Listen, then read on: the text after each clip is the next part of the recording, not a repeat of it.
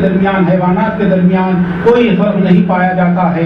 लिहाजा आप मुलाहिजा करें कि वो इंसान जो ज़ाहिरी तौर पर इंसान है, दरहकीकत जिस्मानी क़ुव्वत रखते हैं, जिस्मानी इक़्तिदार रखते हैं, मादियात के एतबार से वो इंतहाई ताकतवर होते हैं, लेकिन उनके दरमियान और हैवानों के दरमियान कोई फ़र्क नहीं होता है। वह हैवानों के मानिंद ज़िंदगी गुजार देते हैं, चूँकि वो इंसानी कमालात और अखलाकी कमालात से बहरा होते हैं। तो लिहाजा इंसान के लिए लाजिम है कि अपनी कमाल को हासिल करने के लिए वो अखलाकी मयार, अखलाकी किरदार और अखलाकी फ़ज़ाइल को हासिल करना इंसान के लिए लाजिम और ज़रूरी है।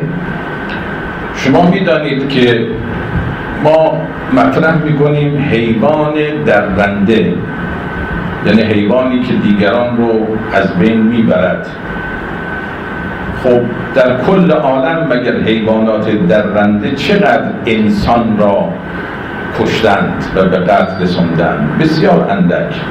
شاید در 10 سال در همه جهان اگر حیوانی انسان را از بین میبرد، مثلا 10 مورد ممکن است باشد، 10 نفر یا 5 نفر یا 30 نفر مثلا حد اکثر. ولی در جهان خود انسان ها چقدر انسان ها را میکشند؟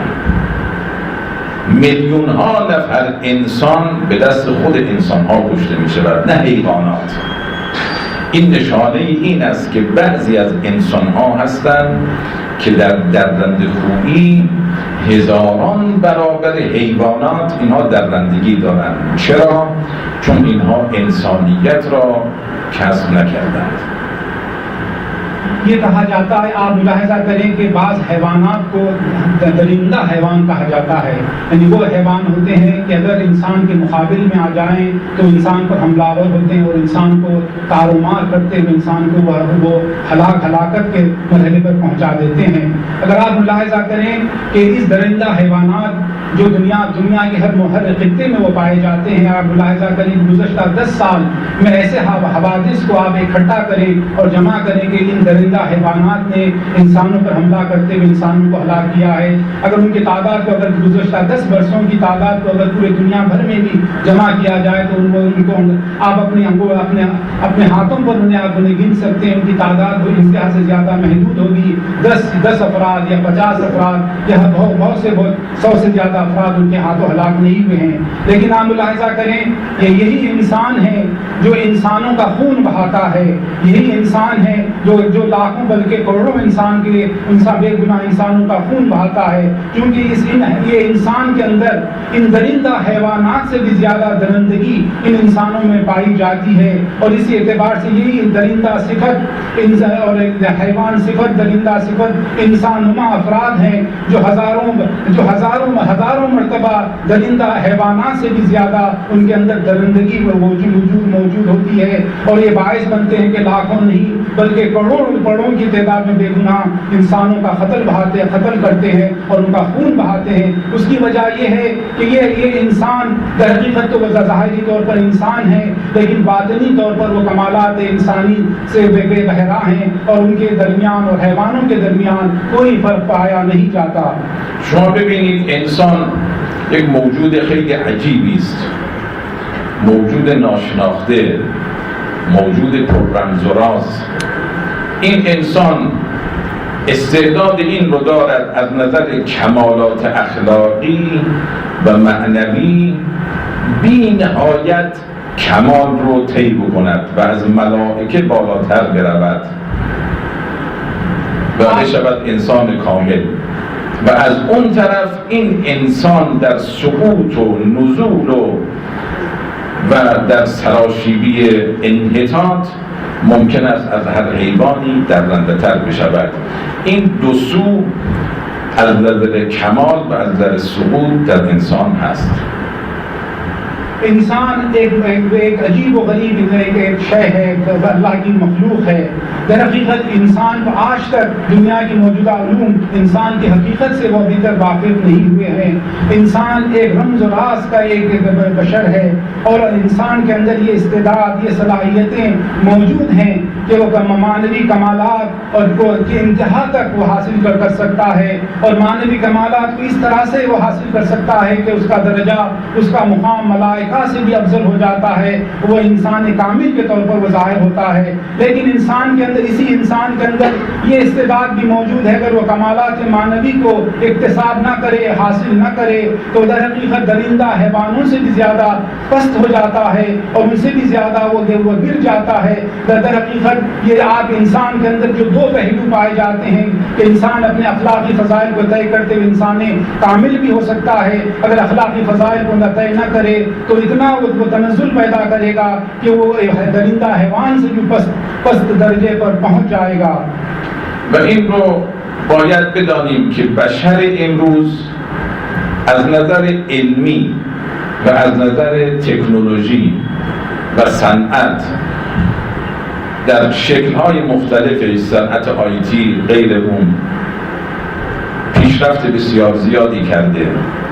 نمیتوان انسان امروز را با 100 سال قبل، 200 سال قبل و 10 قرن قبل مقایسه کرد. پیشرفت زیاد کرده از نظر صنعت، از نظر کشاورزی، از نظر معیشت، ولی انسان ها از نظر اخلاقی متاسفانه پیشرفت نکردن و امروز اون چیزی که درد دنیای فعلی است اخلاق است، اون چیزی که نیاز دنیای فعلی است اخلاق است.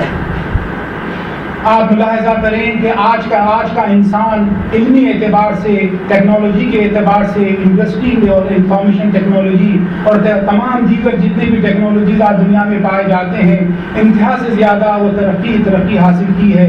आज के इंसान की मौजूदा तरक्की को 100 साल के पहले के इंसान की तरक्की से उसका तकाबुल नहीं किया जा सकता, 200 साल से पहले के इंसान की तरक्की से तकाबुल नहीं किया जा सकता, ना बल्कि किसी भी दरबार में जो इंसान जो तरक्की हासिल की थी, आज के इंसान ने जो तरक्की हासिल की है, तरक्की गद्बे इंतहा तरक्की के कमालात को वो कमालात पे पहुँच गया है। और खेती बाड़ी का मसला हो, एग्रीकल्चर हो, माशियात हो और दीगर तमाम उलूम में इंसान ने बे इंतहा तरक्की के मराहिल को तय करते हुए मुसलसल आगे बढ़ रहा है। लेकिन अफसोस का मुकाम है कि आज यही इंसान जो टेक्नोलॉजी में, इल्म में और सनत में, तमाम दीगर उलूम में वो तरक्की हासिल की है, लेकिन अखलाक के मैदान में वो पस्ती से दो चार है। और आज इसी एतबार से आज आप मुलाहिज़ा करें, आज के इंसान और इंसानियत का दर्द और आज के इंसानियत का जो सब में ज़्यादा जिसके लिए वो इंसान मोहताज है, वो अखलाकी मयारात और अखलाकी किरदार है जिसके लिए आज का इंसान मोहताज है, उसके लिए वो तड़प रहा है।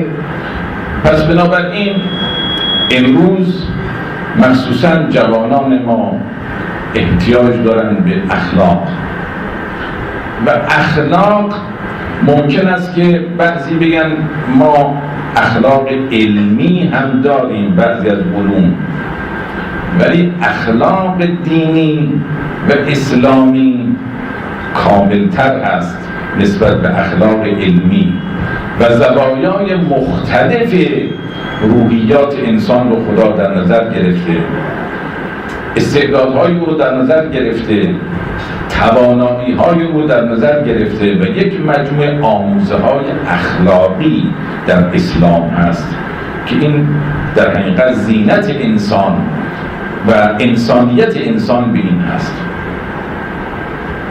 आज के नौजवान अगर अखलाक के मुतालिक उनके सामने अर्ज़ किया जाए तो वो ये कहेंगे कि हमें अखलाक और अखलाकियात को हासिल करना हमारे लिए बेइंतहा ज़रूरी है।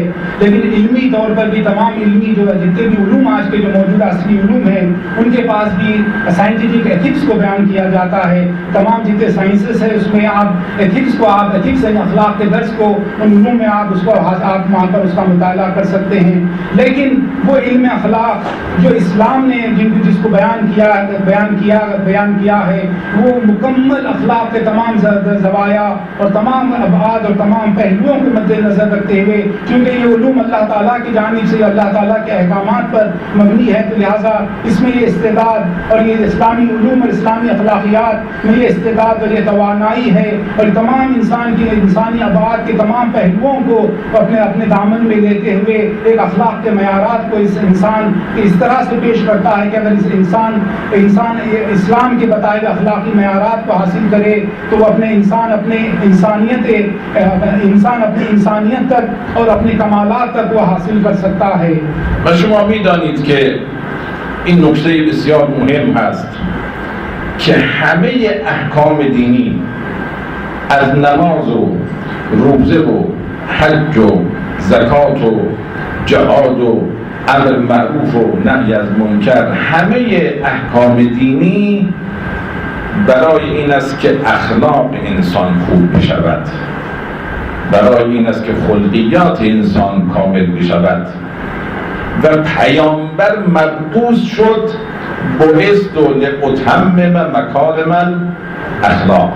اصلا بعثت پیغمبر برای این است که اخلاق را به جامعه بیاموزد. نماز می‌خوانیم برای این که روح خضوع و خشوع و تواضع در ما ایجاد شود. زکات میدهیم تا تعلقات دنیوی در باطن ما از بین برود. همه احکام مقدمه است برای اخلاق انسان.